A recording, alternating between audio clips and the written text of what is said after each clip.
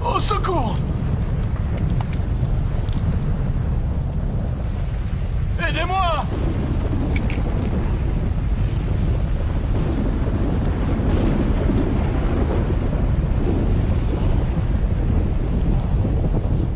Au secours!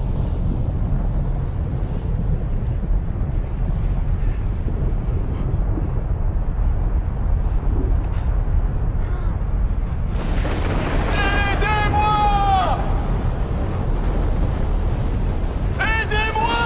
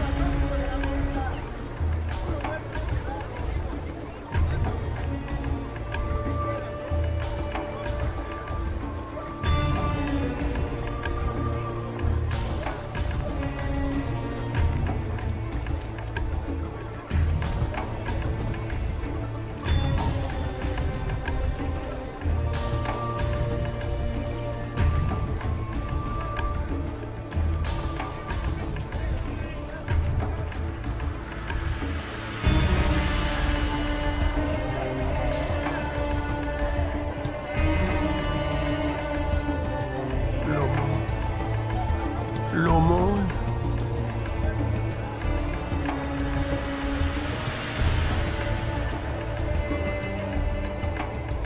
L'aumône. L'aumône. Comment oses-tu me toucher? Tu veux que je sois aussi sale que toi? Je ne devrais même pas te permettre de mendier à ma porte. Pardonne-moi, Seigneur. Pardonne-moi, je n'ai pas mangé depuis des jours. Je me demandais si je pourrais avoir un peu des miettes qui tombent de ta table. Des miettes qui tombent de ma table. Mais alors, que mangeront les chiens? Mes affaires m'attendent. Brûlez-moi ça, c'est infecté.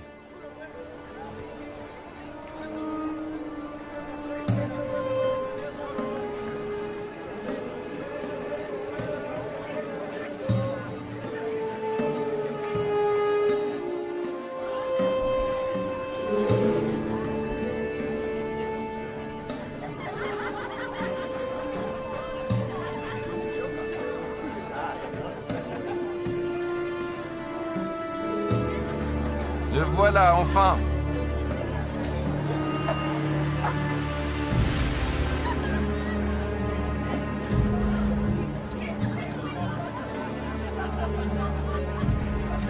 Mon frère préféré. Que me veux-tu cette fois? Nous avons dépensé sans compter. Je le vois bien. Il y avait un homme riche qui était vêtu de pourpre et de fin lin et qui menait joyeuse et brillante vie. Un pauvre, nommé Lazare, était couché à sa porte, couvert d'ulcères et désireux de se rassasier des miettes qui tombaient de la table du riche.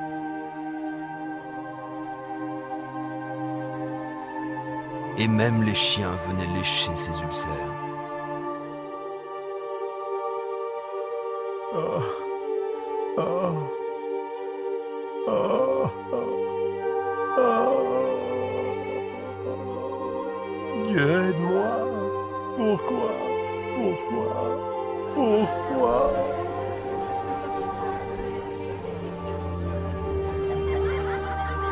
Et le moment fut venu pour les deux hommes de mourir et de passer de cette vie à l'autre.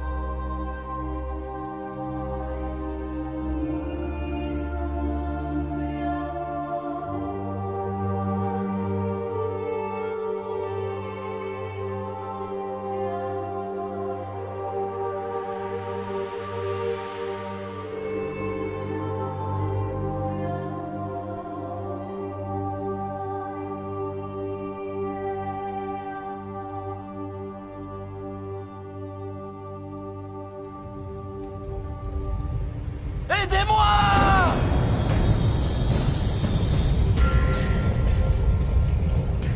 Au secours!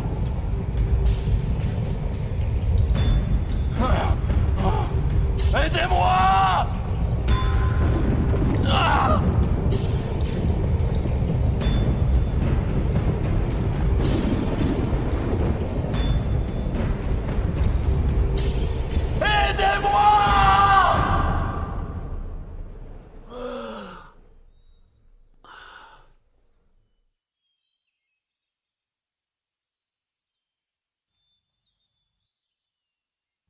L'aumône.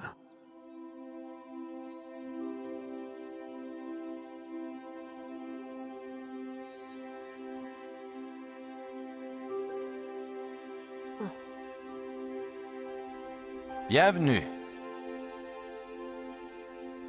Père Abraham. Oui. Oui, je suis Abraham. Ah, Bienvenue au paradis. paradis. Oui, Lazare. Paradis!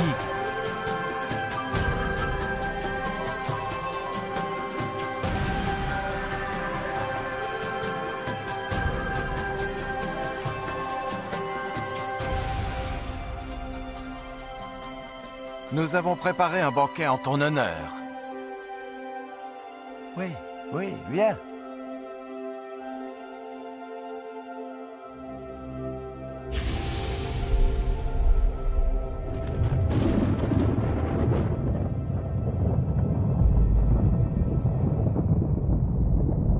Père Abraham! Père Abraham! Aie pitié de moi!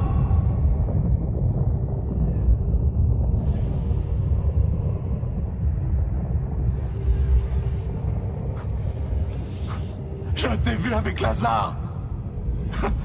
Envoie-le-moi! Pour qu'il trempe le bout de son doigt dans l'eau et me rafraîchisse la langue! Car je souffre cruellement dans ces flammes!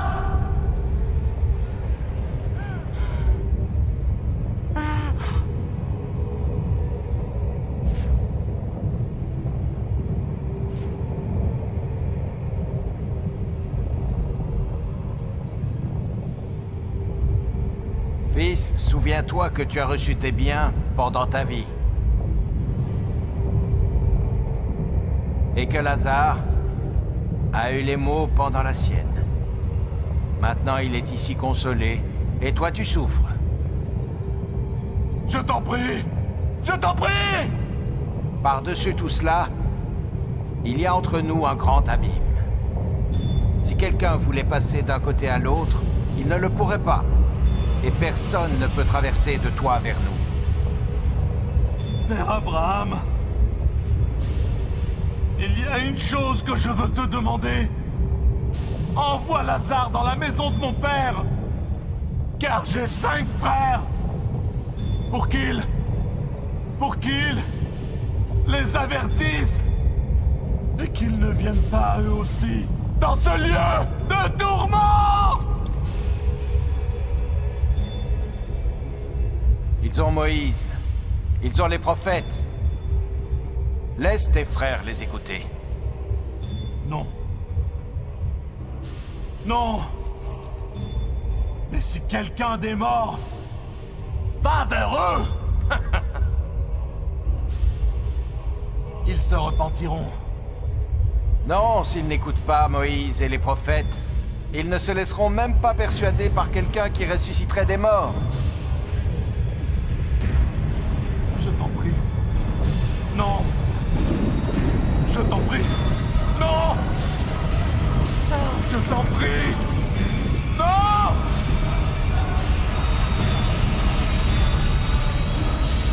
Non. Non.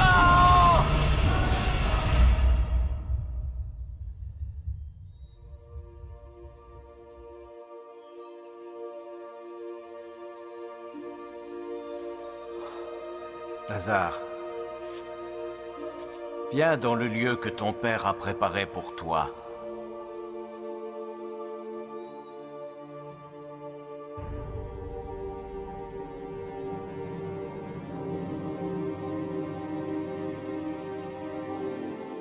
Maintenant, nous pouvons diviser ses biens. Nous serons tous riches. C'est ce qu'il aurait voulu. Où crois-tu qu'il soit maintenant? Il était riche dans cette vie. Je suis sûr qu'il l'est aussi dans l'autre.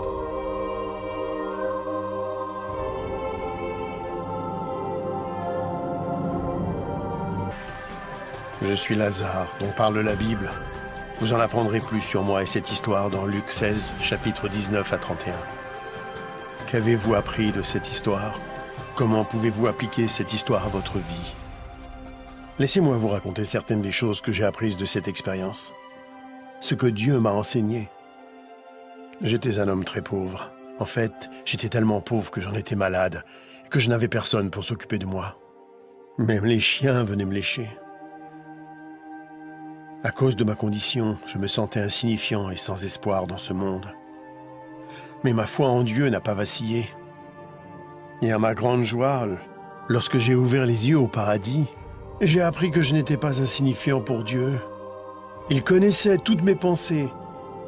Il savait même combien j'avais voulu rencontrer Abraham. Alors il l'a envoyé, lui Abraham, pour m'accueillir et me souhaiter la bienvenue.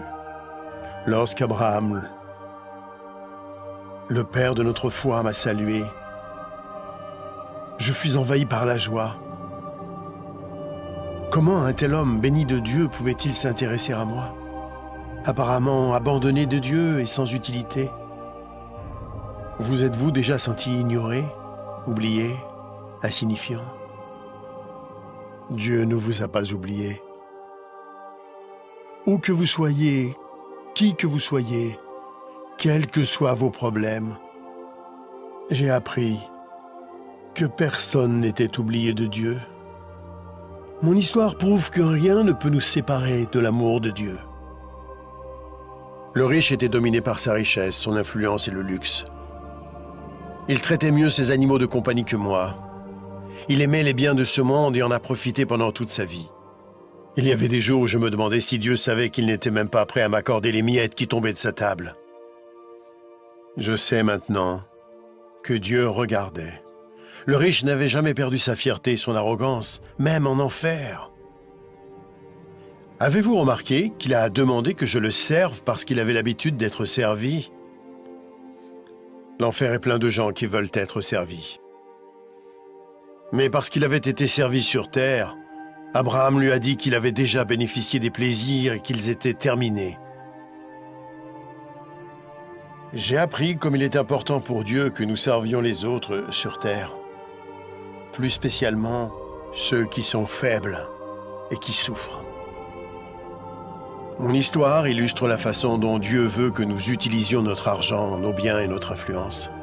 Il est clair qu'une courte période nous est accordée sur terre pour tester la façon dont nous utilisons ce que Dieu nous accorde, pour nous-mêmes ou pour les autres. Ce n'est pas faux d'avoir des biens ou d'être pauvre. Ce qui est faux, c'est de refuser de servir les autres.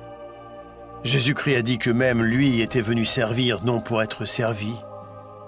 Si vous utilisez l'argent et tout ce que Dieu vous a donné pour servir les autres, il sera satisfait, quoi que vous possédiez. Vous pouvez vous interroger sur l'enfer et le paradis, et sur ce qui arrivera après votre mort. Christ viendra au dernier jour pour juger le monde. Le jour du jugement, le méchant sera envoyé en enfer, un lieu de tourment terrible et infini. Mais le juste sera emmené au paradis, un lieu glorieux et heureux où il sera pour toujours auprès du Seigneur Jésus-Christ. Il y a tellement d'autres choses que Dieu veut nous apprendre. Notre prochaine histoire va poursuivre cette aventure.